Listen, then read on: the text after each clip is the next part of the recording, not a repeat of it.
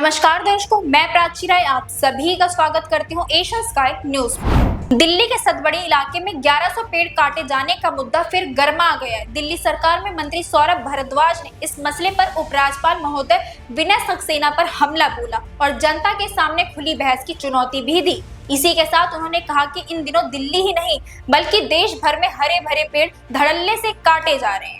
वही आम आदमी पार्टी के वरिष्ठ नेता और कैबिनेट मंत्री सौरभ भारद्वाज ने प्रेस कॉन्फ्रेंस करके दिल्ली के उपराज्यपाल विनय कुमार सक्सेना पर निशाना साधा। उन्होंने कहा कि जल्द ही अब ये बहस शुरू होने वाली है कि दिल्ली में बढ़ते प्रदूषण का कारण क्या है और इसका जिम्मेदार कौन है। उन्होंने कहा कि दिल्ली और देश में बढ़ते हुए प्रदूषण का एक सबसे बड़ा कारण है कि प्रकृति के साथ किया जा रहा बर्बरता पूर्वक बर्ताव। इसके लिए उन्होंने एलजी पर निशाना भी साधा। वहीं पत्रकारों से बात करते हुए सौरभ भारद्वाज ने कहा कि पिछले कुछ दिनों से दिल्ली के सतबड़ी इलाके में रिज एरिया में गैर कानूनी तरीके से काटे गए 1100 पेड़ों का मामला चल रहा है। उन्होंने कहा कि केवल दिल्ली ही नहीं बल्कि पूरे देश में इन दिनों इसी तरह से अलग अलग राज्यों में लाखों की संख्या में पेड़ों को काटा जा रहा है। इसी दौरान उन्होंने दिल्ली के उपराज्यपाल पर निशाना साधा। उन्होंने आरोप लगाया कि दिल्ली के उपराज्यपाल महोदय विनय सक्सेना जी ने गैर कानूनी तरीके से राजधानी के 1100 पेड़ कटवाए हैं।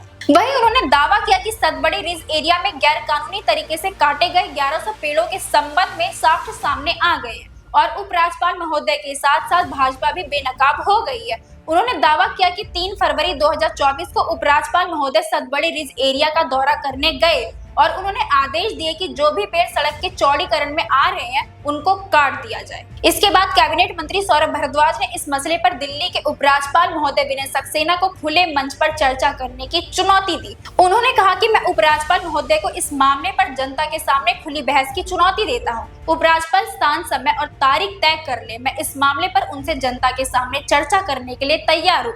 इसी के साथ सौरभ भारद्वाज ने कहा कि उपराज्यपाल महोदय विनय सक्सेना को अपने पद पर बने रहने का अधिकार नहीं है। उन्होंने आगे और क्या कहा आप इस वीडियो में देखिए।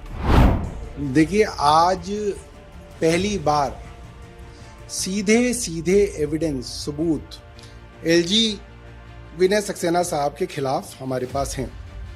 ये एफिडेविट है जो सुप्रीम कोर्ट के अंदर दायर किया है डीडीए के कॉन्ट्रैक्टर ने, और इस एफिडेविट के अंदर उन्होंने 14 फरवरी की ईमेल लगाई हैं 2 जो डीडीए के अधिकारियों ने लिखी हैं, जिसमें साफ लिखा है एलजी विनय सक्सेना 3 फरवरी 2024 को उस जगह गए थे और उनके निर्देशों के ऊपर पेड़ काटे जा रहे हैं और इन अफसरों ने यह भी माना है कि इनके पास पेड़ काटने की परमिशन नहीं है।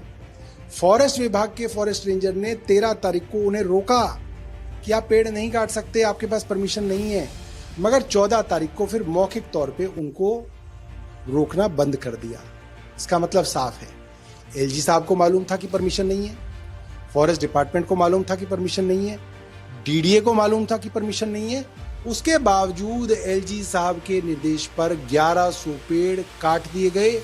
पूरी दिल्ली को धोखा दिया गया, सुप्रीम कोर्ट को धोखा दिया गया। तो मैंने आज एलजी साहब को निमंत्रण दिया है कि आज आपकी चोरी पूरे देश के सामने पकड़ी गई है, आप आइए, सार्वजनिक डिस्कशन करिए, सार्वजनिक बहस करिए, आइए। एक चुनी हुई सरकार आपको निमंत्रण दे रही है। अभी के लिए बस इतना ही। हमारे साथ जुड़े रहिए और देखते रहिए एशियन स्काई न्यूज़।